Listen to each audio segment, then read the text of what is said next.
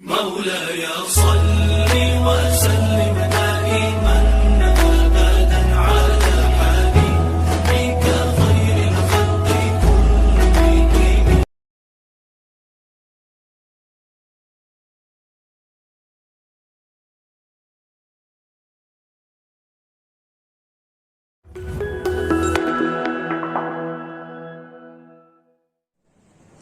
اس کے بعد میں تاثرات کے لیے حضرت مولانا مفتی عامر عثمانی صاحب کو آواز دیتا ہوں. یہ وہ طلبہ تھے جو اس مدرسے سے ریلیٹڈ تھے، متعلقین سے تھے، مگر مفتی عامر صاحب نے اس مدرسے میں معلم ہیں، اس مدرسے سے فارغ ہیں. ان کے کیا تاثرات ہیں اس مدرسے کے لحاظ سے وہ آپ کے سامنے آئے ہیں. الحمدللہ وکفا وسلام علی عبادہ الذین اصطفی، اما بعد. حضرات علماء کرام، حفاظ اعظام اور عزیز طلبہ، بات کچھ 17-18 سال پہلے کی ہے کہ شہر کا ایک مدرسہ عثمانیہ ایک وقت تھا کہ حفظ میں اس مدرسے کا طوطی بولتا تھا. جس طریقے سے آج مدرسہ دعوت الحق کی بات ہے، تقریباً یہی بات اس وقت مدرسہ عثمانیہ سے متعلق تھی. اور مدرسہ عثمانیہ کو چار چاند لگانے میں یہی 4-5 اساتذہ کرام تھے، جن میں ایک ہمارے ممدوح حافظ ساجد صاحب تھے. ان کی محنت آپ اس کا اندازہ اس بات سے لگا سکتے ہیں کہ ان کا نکاح ہوا تھا 2004 یا 2005 کی بات ہے غالباً. اور نکاح ہوا تھا وہاں عثمانیہ میں اس طریقے کا ماحول تھا، وہاں نظام تھا کہ طلبہ جو ہے وہاں رات میں قیام کرتے تھے. 4 بجے طلبہ کو اٹھا دیا جاتا تھا اور فجر سے پہلے ان کا سبق ہو جاتا تھا. تو حافظ صاحب جو ہے نکاح ہوا ہے 2-4 دن ہوئے ہیں، اور حافظ صاحب جو ہے رات میں 4 بجے گھر سے اٹھ کر آ رہے. اور اپنی جو ذمہ داری کیا تھی اس وقت تو جو ہے تنخواہیں انتہائی کم ہوا کرتی تھی.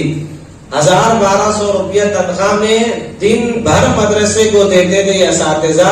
اور 4 بجے رات کو اٹھ کر آنا، ہم اور آپ صرف سوچ سکتے ہیں.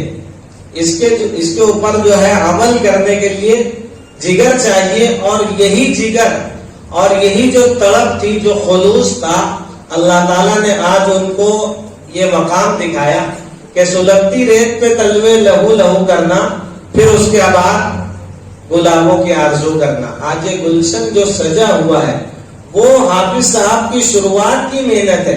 وہاں سے مستقل وہ لگے ہوئے. ایسا نہیں ہوا کہ درمیان میں انہوں نے اپنی محنت کم کر دی یا کہیں اور لگ گئے. وہاں سے عثمانیہ تھا، کسی وجہ سے وہاں علیحدگی ہوئی، اللہ تعالیٰ کو یہی منظور تھا. مدرسہ دعوت الحق شروع ہوا اور پھر وہاں سے جو معاملہ شروع ہوا ہے ہم اور آپ کے سامنے. عالمیت کی جب بات آئی تو مجھ تک یہ بات آئی کہ یہاں پہ عالمیت شروع ہونے والا ہے. میں نے دیکھا تھا کہ یہاں پہ جو جز وقتی عالمیت کے مدارس ہے وہ ان کا کچھ معیار ٹھیک ٹھاک نہیں تھا. تو میرے ذہن میں آئی اور میں صاف دل کا تھا، اور میں نے اپنے دوستوں کے سامنے، حافظ صاحب جی ہمارے ساتھ بیٹھتے تھے، میں نے تذکرہ کیا کہ یہ تھوڑا سا مجھ کو مناسب نہیں لگ رہا ہے کہ مکتب میں بھی عالمیت شروع کی جائے. جو درس نظامی والے بڑے مدارس ہیں، دارالعلوم ہیں، جو ان کے لیے یہ چیز ٹھیک ہے. جز وقتی جو مکاتب ہیں وہاں عالمیت شروع کر کے اس کے معیار کو جو ہے کم نہ کیا جائے. لیکن ظاہر سی بات ہے میرے پاس کوئی تجربہ نہیں تھا، کچھ چیزیں میرے سامنے تھی اور حافظ صاحب نے اس کو بالکل غلط قرار دے دیا. الحمدللہ آج جو ہے جو طلبہ کی کارکردگی، اس کے اوپر تو کچھ بولنے کی ضرورت ہی نہیں. طلبہ نے کارکردگی بھی بتائی اور اس کو واضح کر کے بھی بتا دیا کہ یہاں یہ ہوتا ہے، یہاں یہ ہوتا ہے، یہاں یہ ہوتا ہے. جو علماء ہیں، جو دوسری جگہ سے جو علماء آئے ہیں، وہ بھی کوئی بھی طلبہ کی کارکردگی سے متاثر ہوئے بغیر کوئی بھی نہیں رہ سکتا. یہ طلبہ 1 سال میں 2 سال کا کورس کر رہے ہیں.